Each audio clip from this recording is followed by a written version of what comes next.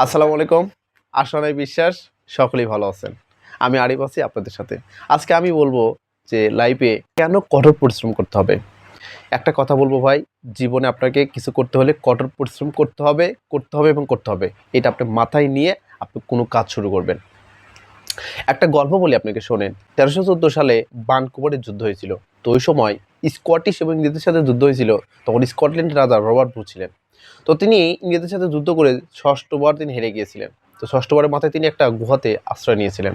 তো তখন তিনি দেখলেন একটা মাকড়সা প্রবল বাতাসে জালটা বুনতে পারতেছে না। তখন তিনি দেখলেন যে ১০০ বারের মাথায় ওই মাকড়সাটা জাল বুনতে সক্ষম হয়।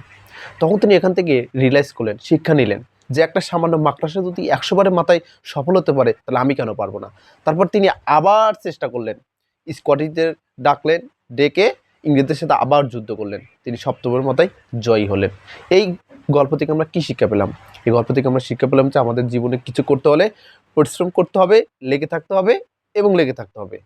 কঠোর পরিশ্রমের কোনো বিকল্প নেই। কোনো কিছু করতে হলে কঠোর পরিশ্রমের কোনো বিকল্প নেই। আপনি যদি কঠোর পরিশ্রমী হন, আল্লাহ তাআলা আপনাকে ভালো সুযোগ আপনাকে করে দিবে ইনশাআল্লাহ।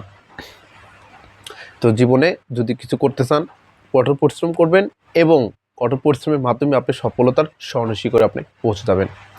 এই ছিল আমার ভিডিও। অন্য কোনো দিন অন্য একটা ভিডিও নিয়ে আপনাদের সামনে আসবো। এই পর্যন্ত ভালো থাকবেন, সুস্থ থাকবেন। আসসালামু আলাইকুম।